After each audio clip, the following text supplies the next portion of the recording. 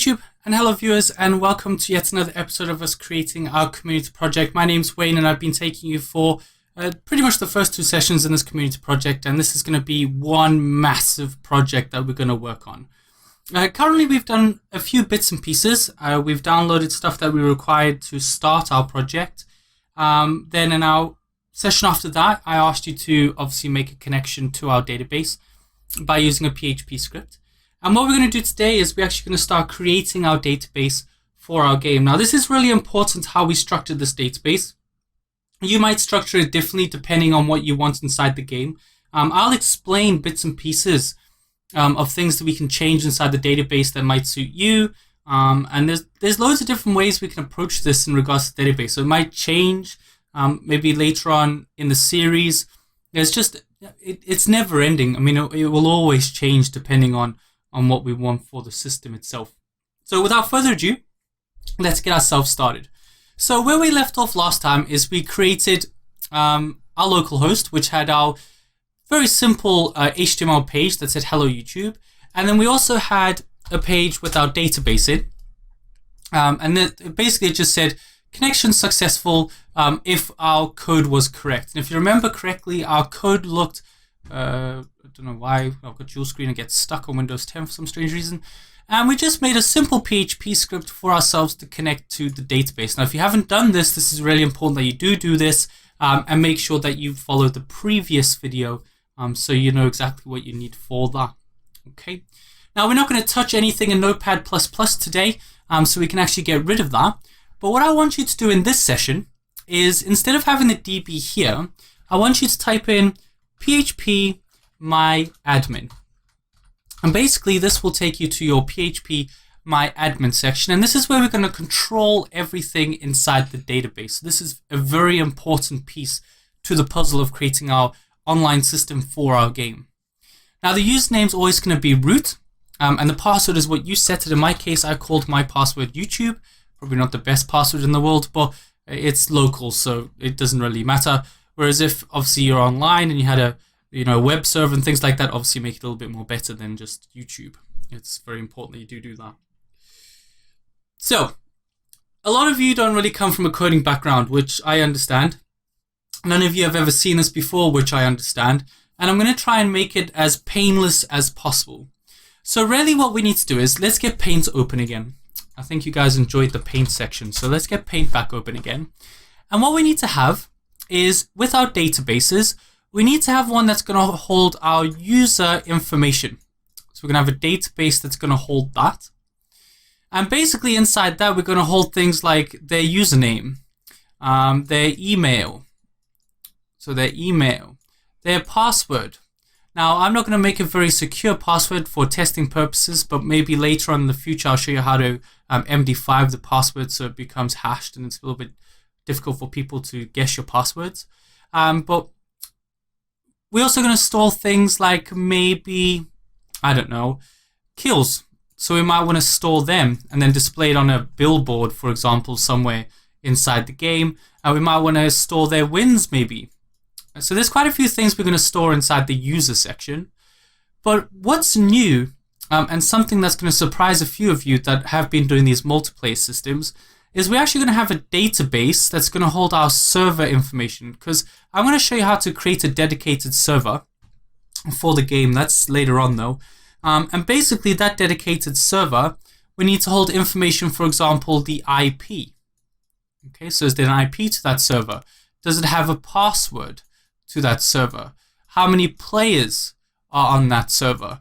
And it gets a little bit it does get quite complicated on the amount of information that we need, but once the database is set up, we don't really need to touch it again, which is really nice because we're just going to write some PHP script that's going to write to it continuously and backwards and forwards. So don't panic with the database. I mean, it is a vital point of the system, but once you understand the fundamentals of what I'm going to do today, it's going to come second nature to you. And what we might add, so this is going to be today's session, the user and the server information, but we're also probably going to add a shopping system. So we're going to hold that. So a lot of you have requested a shopping database, but that's going to be for later on tutorials. And a lot of you have asked for microtransactions, so little in-game items. So we're going to make another database that's going to hold our in-game items. And that's very important because when you buy something from the shop, for example, you want it to attach to the user character and things like that. So these two databases will come later on, but for now, we're just going to keep with the basic databases for now to hold the information that we require. So without further ado, let's go back to our PHP admin section. Okay, and in our PHP MyAdmin, you'll notice that there's this new button here. So this is going to create a new database for us. So we click on that. It says, what database name would we like? Now, in this case, we want to have a database called users. Okay, so we want to make sure it is a users database. Don't worry about any of these. They mean nothing to us. I mean, if you really want to go into databases and understand what each one of these mean, don't worry about it, but just keep it on correlation. I think that works for me. So we're just going to create one called users. Okay, and it should, if we see here, we can see that the user is there. So there's our database holding our users. Okay. Oh, no, I've done it wrong. Oh my goodness, sorry. Let's create a new database. Sorry. Right, a new database. And we're going to call this YouTube game. Okay, so we're going to call this YouTube game. Now, the database is what we're going to connect to. So we're just going to call it YouTube game. So the YouTube game, we need to have some tables in there. Okay, so we need to have some tables within our database. And what we need to have is our very first table, which is going to be users. Okay, so we'll have users. You can either keep it all lower caps or uppercase. It's all about preferences. And we need to decide how many columns we're going to have for the users. So let's open up Notepad and let's have an idea of what we're going to have inside the table. Okay, so what we need to have is something called a user ID. All right, so basically this is going to be a unique ID, which is just going to be a number really, and that's going to be an individual number towards that user, but I'll explain in a little bit more detail when we get there. We also want to have something called a username. So obviously the user will be able to create themselves a username for the game, and we want to store that inside the database. We're also going to want to have a password for that character, for that user, so we need to make sure we store that information. Also, we want to make sure that they have a key to register with, so we're going to have reg key. So you know when you get those emails saying, click here to confirm, or copy and paste this key, blah blah blah, just to verify your user. So we're going to have that in there just so we can make sure that's clarified and a little bit more secure. We're going to have something else called status. So we need to make sure if the user is going to be online or offline. This is very important because obviously if he's offline, we don't want to keep grabbing data about that user. Once he's offline, and then it kills him out of the game. But obviously all the information stays on the database. Okay. And we also want to store maybe his email. So we want to make sure he's got an email. So let's say, for example, he loses his password. We need to make sure we've got his email, so we can obviously send him a mail back if he needs that. The next one we need to have is he banned? Okay, so would that user be banned or not? If he is, then yes, and if not, then no. Okay, so we need to have that to make sure that to see if he is banned or not.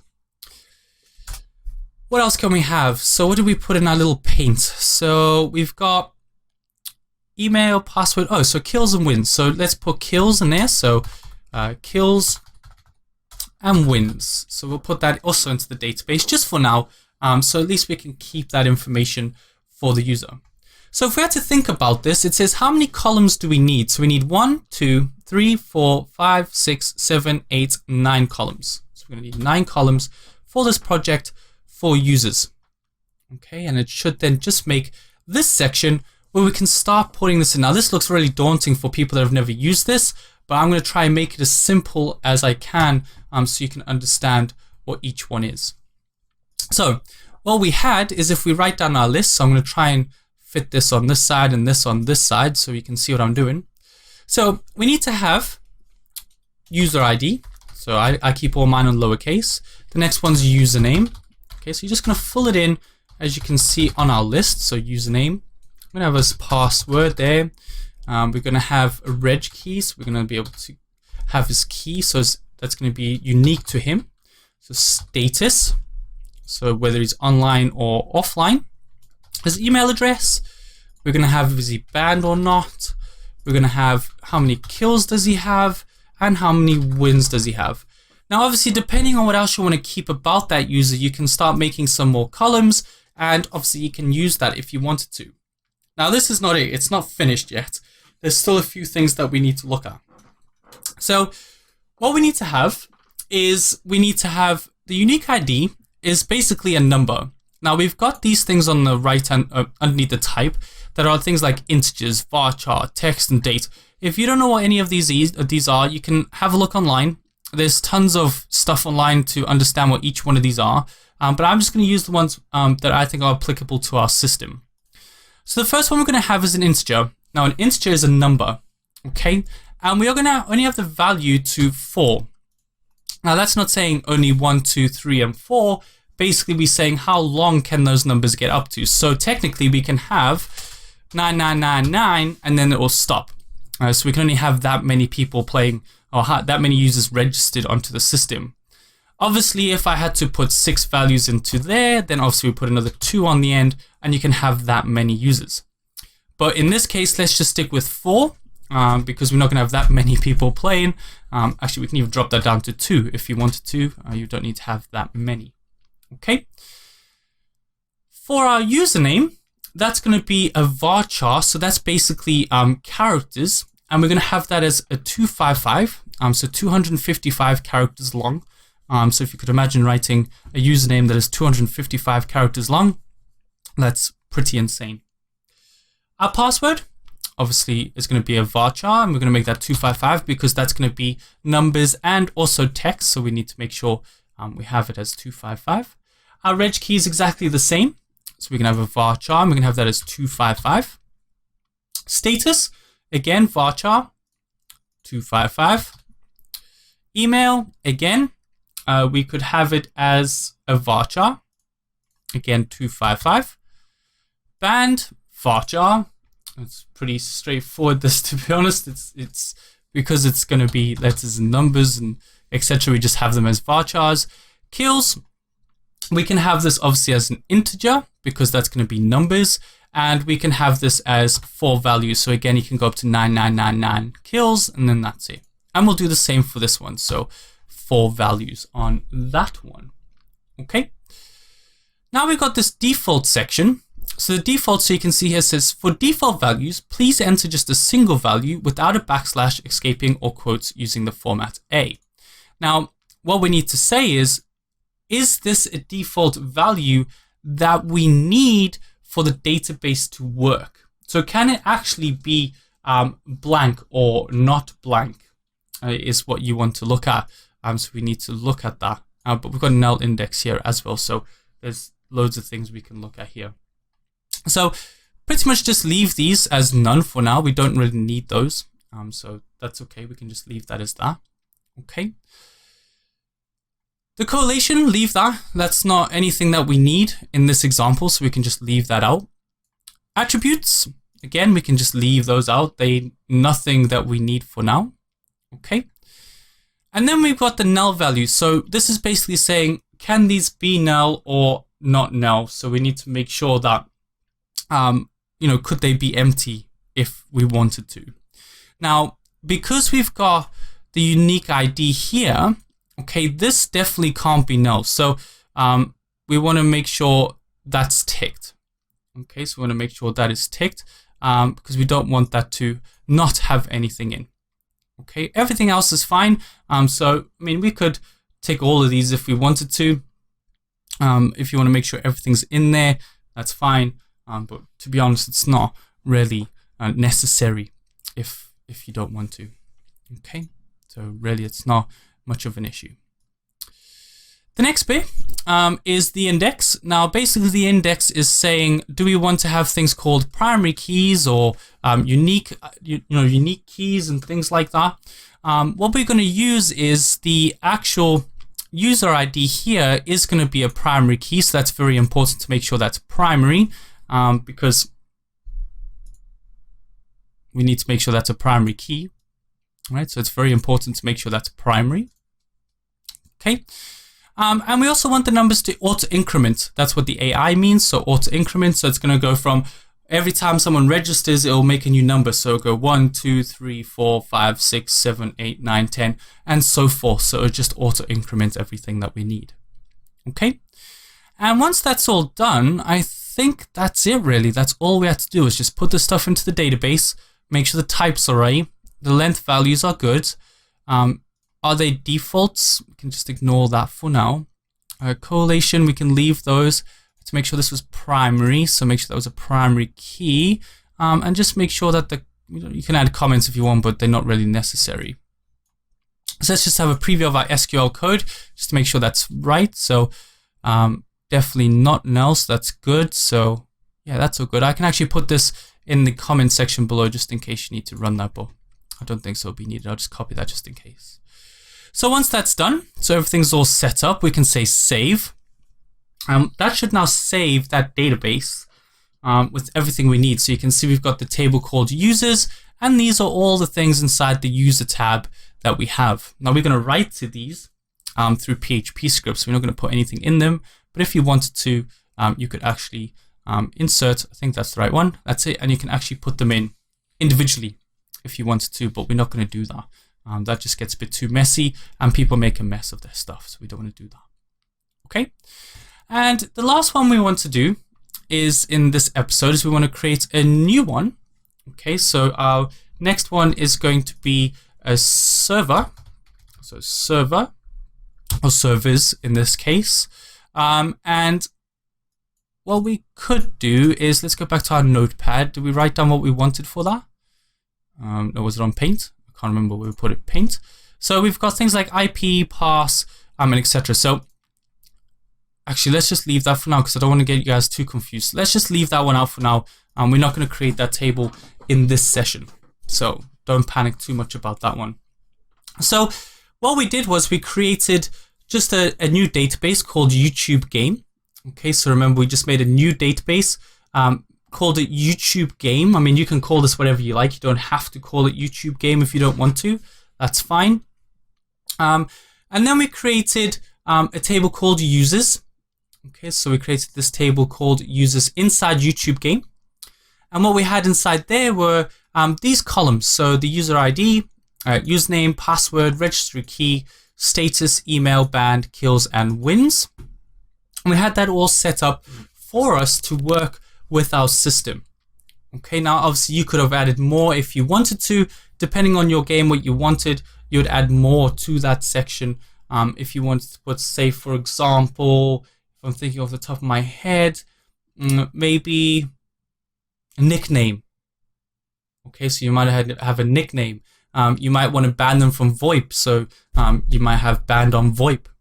So those types of things you could add into the database, and we could capture that information if we wanted to. Okay, so that pretty much covers that session in creating the database for the game. So please be very wary about that we need to make sure everything's correct with the what we put in for varchars, integers. Make sure that our user ID is the primary key. That's very, very important because that user ID is going to identify the users that we have inside the game, and that's unique to them. So that's going to be their unique number inside the system. So let's say, for example, you make a game and they phone you up and say, I've lost my account, please help me, I don't know what I'm doing. And you could just turn around and say, okay, what's your email? And then you'll look at the email and then you'll compare it against user ID, and then you can get the password. And that way, you, as someone that's technical on the background, obviously you can fix things for them if that's what you need to do. Okay, so that pretty much brings me to the end of that session. So basically, just setting up the database for the user information. We will look at the server stuff, but we're not really making a server yet, so we'll leave that one for now. So we'll focus solely on users and make sure that's all working first. And then yeah, that's pretty much it. So thank you very much for this session. A lot to take in if you don't know how to do this, so hopefully you've managed to work it out. Remember, if you did like this video, make sure you like down below. If you're not subscribed already, make sure you hit that subscribe button. I have got a Twitter, so if you want to follow me on that, please do so. Other than that, thank you very much, and I'll see you in the next episode. Goodbye.